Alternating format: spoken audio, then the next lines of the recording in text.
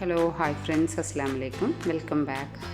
അപ്പോൾ ഇന്ന് നമ്മൾ നല്ല സോഫ്റ്റ് ഒരു വായിലിട്ട് അലിഞ്ഞു പോകുന്നൊരു ക്യാരറ്റ് പുഡിങ്ങിൻ്റെ റെസിപ്പി ആയിട്ടാണ് വന്നിട്ടുള്ളത് കേട്ടോ. അപ്പോൾ എങ്ങനെ ഉണ്ടാക്കുന്നതെന്ന് നോക്കാം. ഒരു 1/4 കിലോ ക്യാരറ്റ് ഞാൻ തൊലി കളഞ്ഞ് ചെറിയ കഷ്ണങ്ങളാക്കി അരിഞ്ഞ് കുക്കറിലിട്ടിട്ടുണ്ട്. അതിലേക്ക് ഒരു ഏലക്കായ കൂടി ഇട്ട് പാകത്തിന് വെള്ളം ഒഴിച്ചിട്ട് കുക്കർ അടുപ്പത്ത് വെച്ച് വേവിക്കാം.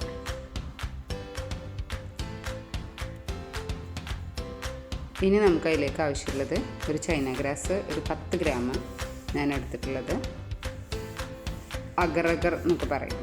അപ്പോൾ 10 ഗ്രാം എടുത്തിട്ടുണ്ട്. ഇനി അതൊന്ന് ചെറുതാക്കി കട്ട് ചെയ്തതിന് ശേഷം കുറച്ച് വെള്ളം ഒഴിച്ച് അതൊന്ന് സോക്ക് ചെയ്യാൻ വെക്കാം കേട്ടോ.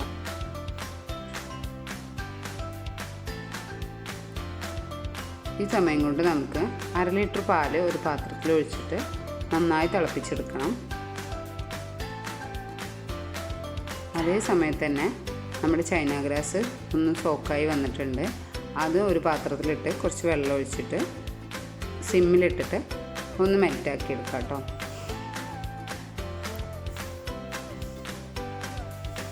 അപ്പോൾ ഈ പുഡിങ് നമുക്കൊരു ഓർഡർ ഉണ്ടായിരുന്നതാണ്, ചെറിയൊരു ഓർഡറാണ്. അപ്പോൾ ചൈന ഗ്രാസ് മെൽറ്റായി തുടങ്ങുമ്പോഴത്തേനും പാല് തിളച്ചിട്ടുണ്ട്. അതിലേക്ക് പാകത്തിന് പഞ്ചസാര ഇട്ട് കൊടുക്കാം. കൂടെ അതിൻ്റെ ഒപ്പം കുറച്ച് കണ്ടൻസ്ഡ് മിൽക്ക് ഒഴിക്കാം. കണ്ടൻസ്ഡ് മിൽക്ക് ഇല്ലാച്ചെങ്കിൽ പഞ്ചസാര മാത്രം ഇട്ടാലും മതി. വേവിച്ച ക്യാരറ്റ് നന്നായി അരച്ചെടുത്തിട്ടുണ്ട്. അരച്ചെടുത്ത ക്യാരറ്റ് ഇനി നമ്മൾ ആ പാലിലേക്ക് നന്നായിട്ട് മിക്സ് ചെയ്യാം കേട്ടോ. നന്നായി ഇളക്കി കൊടുത്തു കഴിഞ്ഞാൽ ആ കട്ടൊക്കെ അലിഞ്ഞ് അതിൽ ചേർന്നോളും.